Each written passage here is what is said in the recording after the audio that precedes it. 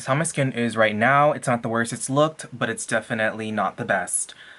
You want to first make sure that your skin has enough hydration and moisture. Yes, they are two different things. Hydration is the water content in your skin, and moisture is what is sitting on top of the skin to lubricate the skin, if that makes any sense. So I use Hada Labo Gochujang Premium Lotion. This has a couple forms of hyaluronic acid, which doesn't really matter, but it's a really nice, thick, but not oily formula. Depending on what retailer you get this from, you can get it from about 8 to 20 bucks or online.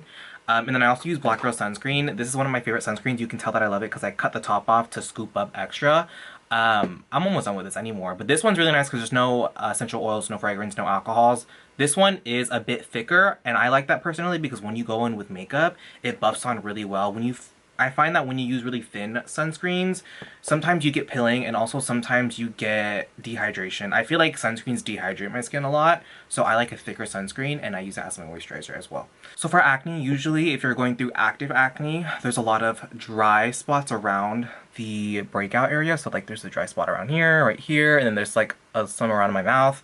You want to make sure that you exfoliate that as much as possible. I'm using Try-No-In right now, so I can't exfoliate, but I do this in the shower. I just take my fingers and kind of just buff off as much dead skin that pills and rolls up on the surface of my skin, and that usually is fine, and I go over with a moisturizer as soon as I get out the shower.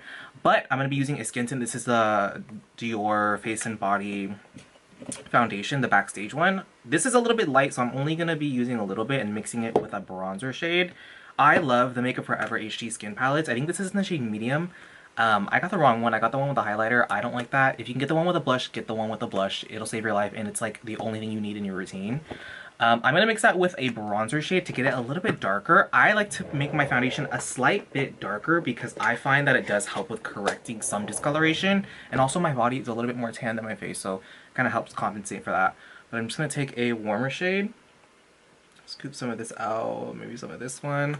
I'm gonna put it on the back of my palette. You can use the back of your hand, that works as well. I really don't care. I'll use the back of my hand sometimes. I just want to feel a little bit more professional on camera. I'm gonna take that and mix it on the back of my palette. A artist that I've been loving recently is Katie Jane Hughes. If you guys know who she is I think the global artist of Glossier, but I've been following her for a while now. She has really good tips, especially for complexion. So I take her philosophy and apply it to my own routine. What she says is basically prime the brush. So that means you're taking a dense brush. I like to use something that's like tapered, almost like a tulip shape. This is the Makeup by L'Oreal A3.2. I don't think they have these individually. They have the other ones individually. So I take the brush and just load the bristles of the brush. She calls this priming the brush. I don't know how she thought of that, but that makes so much sense. And I'm just going to work it on the back of my hand until it's incorporated into the bristles. And basically what this does, it just makes sure that when you're applying the product onto the skin, it's slowly releasing coverage. You're not going to get an overload of product in that one spot you initially placed it. So what I do is just take it with light pressure. You can take it from the middle of the barrel or the end. I do the end because it's lighter pressure and you won't get as much drag up when it comes to dead skin. You can just buff it onto the skin and you won't see a noticeable difference at first. You kind of have to build it slowly, and I'll come up a little bit closer so you can see me just zooming in a little bit.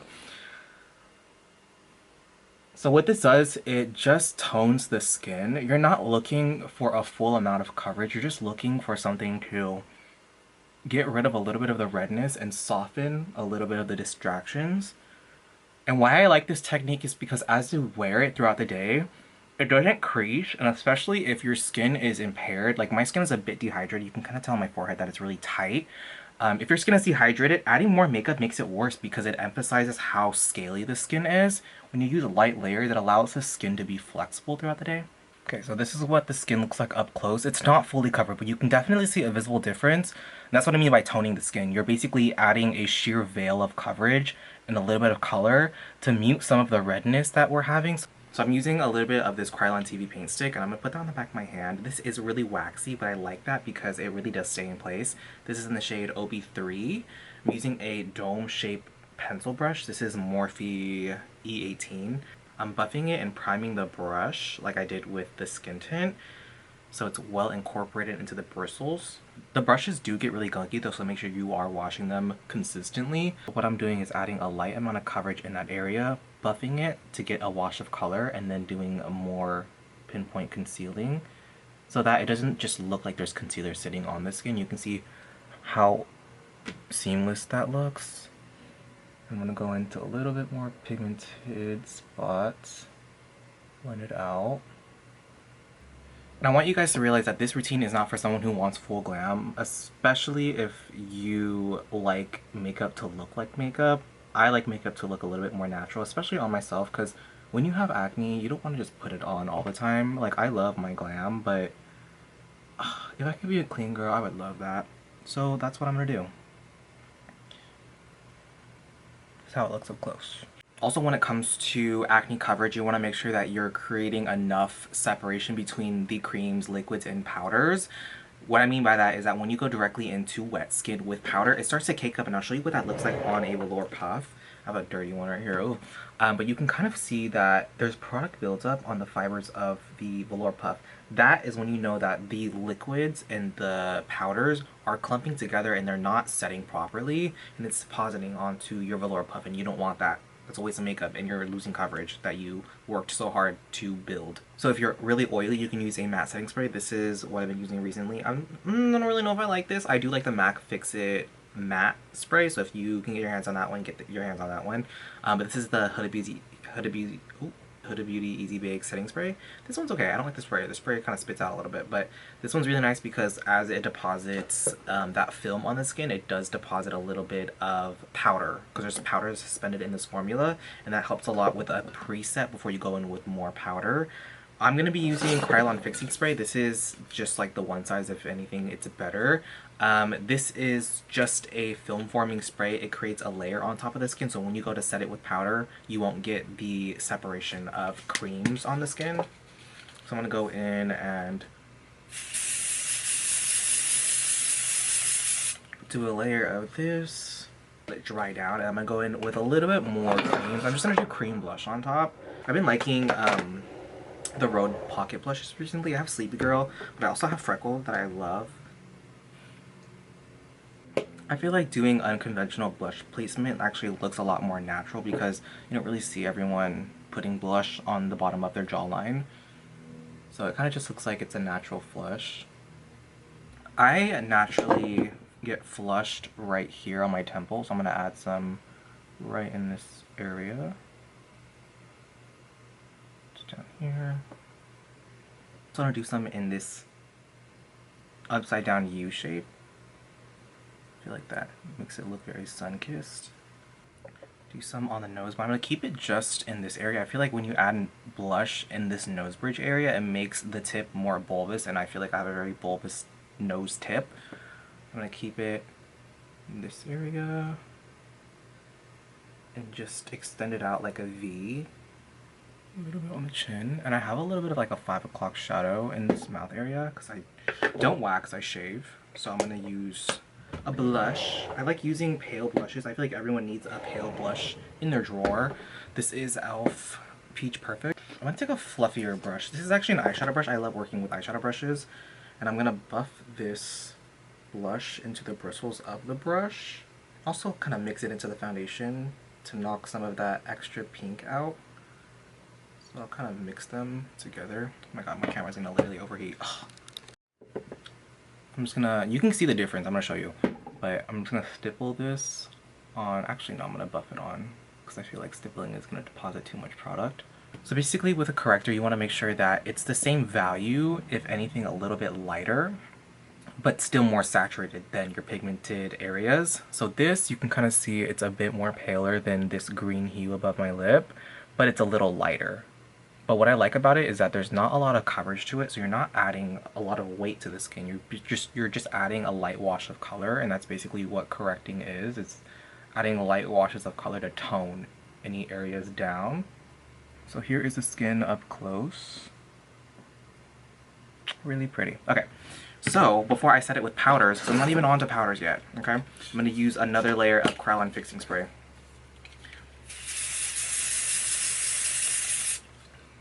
It's on my eye. It's on my eye.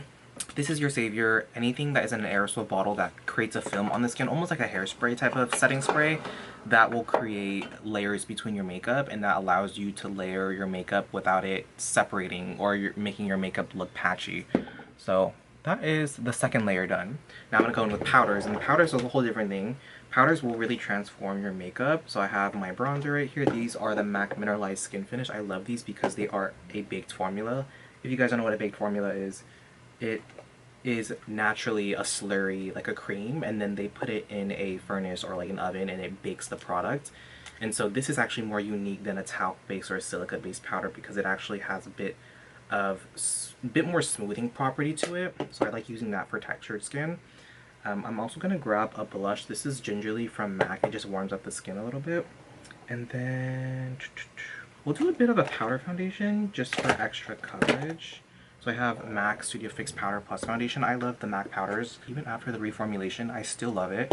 I'm gonna first go in with Medium Plus. So it doesn't get rid of the shine immediately, but it does add a bit of color. And this basically just helps make everything look more perfected. You can see the difference. But I'll go over it with a finishing powder and that will really get rid of that texture. Then, using a silica based powder, this is amazing. This is the Makeup Forever HD Skin Micro Finishing Pressed Powder. They have a loose version, which I also have. I don't know which one I should use. They're the same thing. I'm gonna use the loose one. I think this one's gonna get a little bit more love today. This is really unique because it is a silica based powder without mica. It's really hard to find a powder that's silica that doesn't have mica. Mica basically adds luminosity to the skin by adding shimmer. So this doesn't have any mica, it's solely just a silica based powder. This is nice because it's super finely milled, so it gets in the smallest nooks and crannies of the skin. I'll show you what it looks like up close.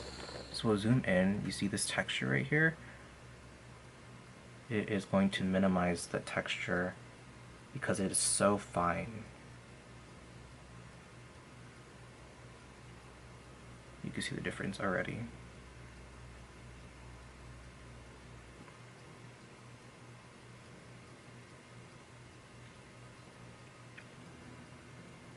So yeah, that's how it looks right now. That's why I have my powder foundation handy, because this adds coverage without adding extra weight to the skin. Get rid of some of the extra product on the back of my hand. I'm gonna go in, I'll show you again a little bit closer. The same on this side. And then also go in on my nose too. Since I can't add any extra creams on the skin because I set it so much, I'm gonna go in and just tap over with powder foundation for any spots that are missing coverage. I think what I'm going to do now is just use a regular setting spray to add a little bit of moisture to the skin. This is the Huda Beauty Easy Bake Setting Spray. Add a little bit of warmth to the skin. This is MAC Give Me Sun with this big Makeup by Aria brush. Tap it into my compact. Going to use this on the perimeter of my face. I'm not adding this super strategically, I'm just warming up my skin. I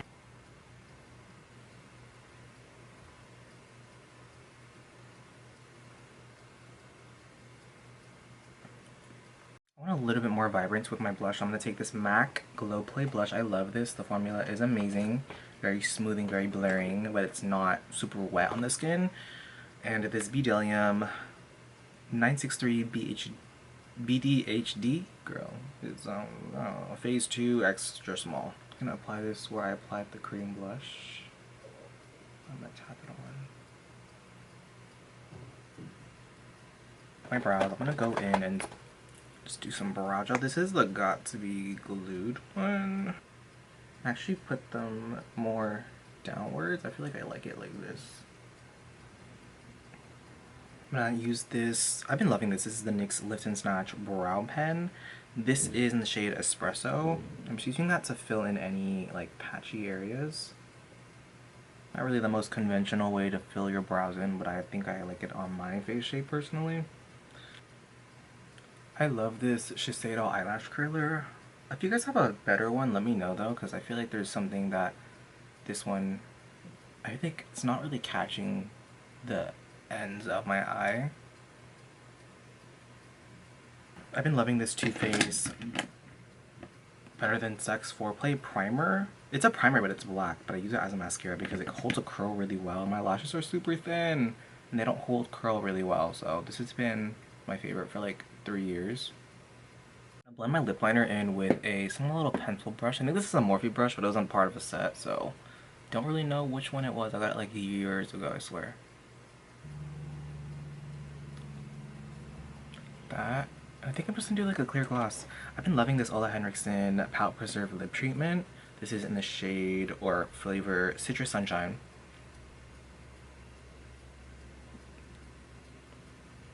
A pale yellow. Kind of brightens up your lips a little bit. I think I might go in with a little bit of lipstick though. This is Hug Me. Or maybe I'll do Sellout. Sellout's a little bit more pinker. MAC Luster Glass Sellout.